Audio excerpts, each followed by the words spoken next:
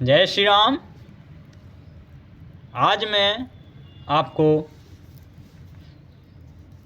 रामगमन पथ यात्रा के बारे में बताने की कोशिश करूंगा कि आपने कभी जाना है कि राम जब अयोध्या से निकले तो कहाँ से निकले, कहाँ से कहाँ तक गए। ये रास्ता आपको कभी मालूम है?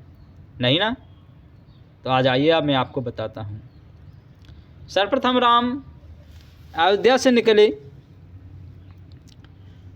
तो तमसा नदी को, जो अयोध्या से 20 किलोमीटर के आसपास पड़ते हैं, उस नदी को पार करते हैं। तमसा नदी को,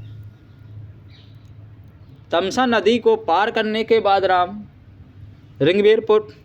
सिंगवेरपुर जिसे आज सिंगरौर कहते हैं, वहाँ पहुँचते हैं।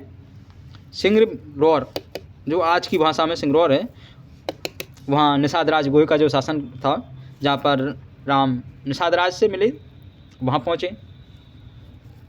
वहाँ से चल के वो कुराई गांव पहुँचते हैं। कुराई गांव से चलकर वो प्रयागराज पहुँचते हैं। प्रयागराज, जो इलाहाबाद के नाम से जाना जाता था। प्रयागराज जाने के बाद चित्रकूट में जहाँ भरत मिलाप होता है, वहाँ राम रुकते हैं।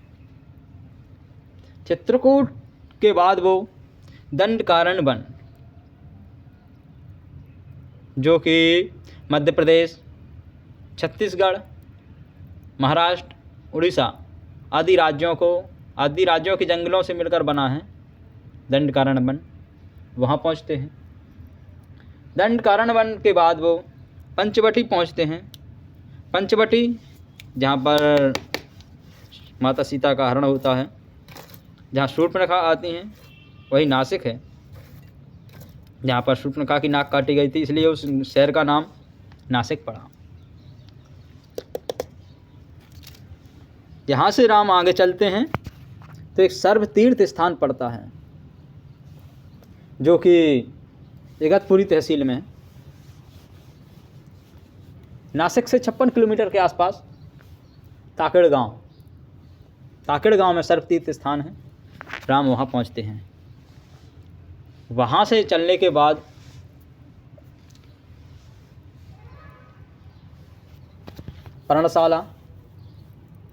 पंसाला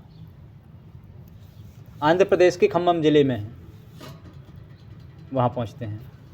वहाँ से चलने के बाद तुंगभद्रा नदी को पार करते हुए सबरी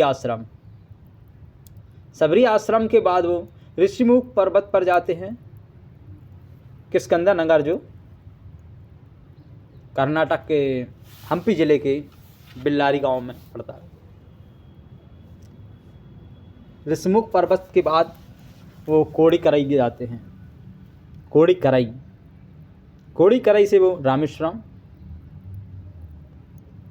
रामेश्वरम के बाद धनुषकोडी स्थान आज भी जो बहुत प्रसिद्ध है, जो कि समुद्र भारत का अंतिम छोर कहा जाता है। धनुषकोडी के बाद ही वो श्रीलंका अर्थात रावण की लंका पहुँचते हैं। जय श्री राम।